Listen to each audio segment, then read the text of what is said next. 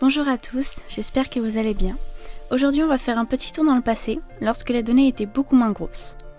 Souvenez-vous de l'époque où votre MP3 USB pouvait contenir 256 mégaoctets de chansons.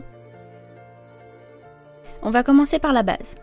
Au début de l'informatique, avant même notre naissance, le stockage était sous forme de cartes perforées, passant dans des machines qui décryptaient les informations de base. Comme vous le savez certainement, l'électronique fonctionne grâce à deux états logiques, 0 ou 1 par exemple, 0 courant éteint et 1 courant passant. En informatique, un octet est une unité de mesure de la quantité de données et se compose toujours de 8 bytes, c'est-à-dire 8 zéros ou 1. Pour info, un byte est une unité de mesure désignant la quantité d'éléments d'information représentée par un chiffre binaire et qui ne peut donc prendre que deux valeurs, 0 ou 1. Celui-ci permet de coder une information. L'octet a pour mission principale de stocker un caractère, comme un chiffre, une lettre, etc. L'octet est le plus souvent utilisé sous ses formes multiples, comme on le voit régulièrement avec KO pour kilooctet, MO pour mégaoctet et JO pour gigaoctet. Plus rarement employé, nous avons le téraoctet, TO, le pétaoctet, PO, et l'hexaoctet, EO. Donc en passant dans cette machine, les informations vont être lues et interprétées par des relais qui vont réaliser des calculs.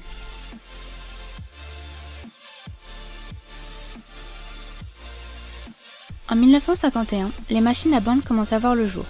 Ce sont d'énormes machines qui peuvent lire des données à la manière d'une cassette audio. Il s'ensuivra l'arrivée des disquettes de 8 pouces à 3 pouces et demi. Si cela vous intéresse, je pourrais vous faire une vidéo sur le sujet. Puis vient l'utilisation du disque dur, accompagné par le CD. Elle sera remplacée par l'apparition des mémoires flash, comme les clés USB encore utilisées aujourd'hui. À noter que leur capacité augmente, tandis que leur prix diminue.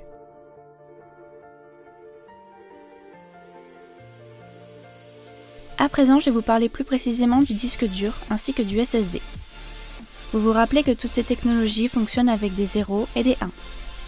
Pour les disques durs classiques, c'est toujours le cas. Dans un disque dur, vous allez retrouver des plateaux ainsi qu'une tête de lecture qui va venir lire et écrire les informations sur les 10 plateaux. Les disques durs standards peuvent tourner à une vitesse de 5400 tours par minute ou bien 7200, ce qui est déjà très rapide. Ça pousse. Pour les disques durs professionnels, on peut monter jusqu'à 15 000 tours par minute, comme sur les disques durs SAS que vous avez pu voir dans la vidéo où je vous présentais mes NAS. Si vous ne l'avez pas vu, vous trouvez le lien en haut à droite de votre écran. Mais ce n'est toujours pas aussi rapide que ce qui a remplacé le disque dur il y a quelques années et qui se démocratise de plus en plus.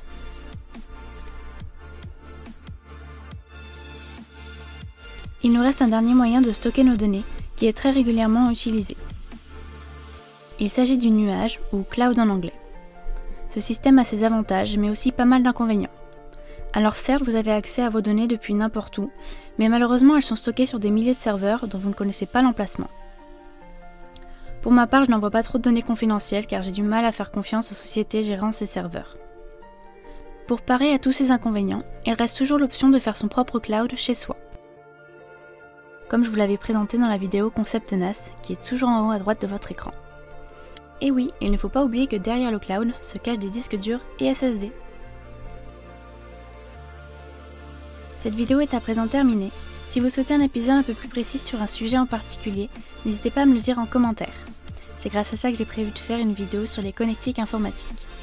Aussi, n'hésitez pas à me laisser un petit pouce bleu si l'épisode vous a plu. C'est le meilleur moyen d'avoir des retours de votre côté. Je vous invite aussi à vous abonner si ce n'est pas déjà fait et à activer la cloche pour les notifications des nouvelles vidéos. Promis, je ne vais pas vous harceler. Je vous dis à la prochaine!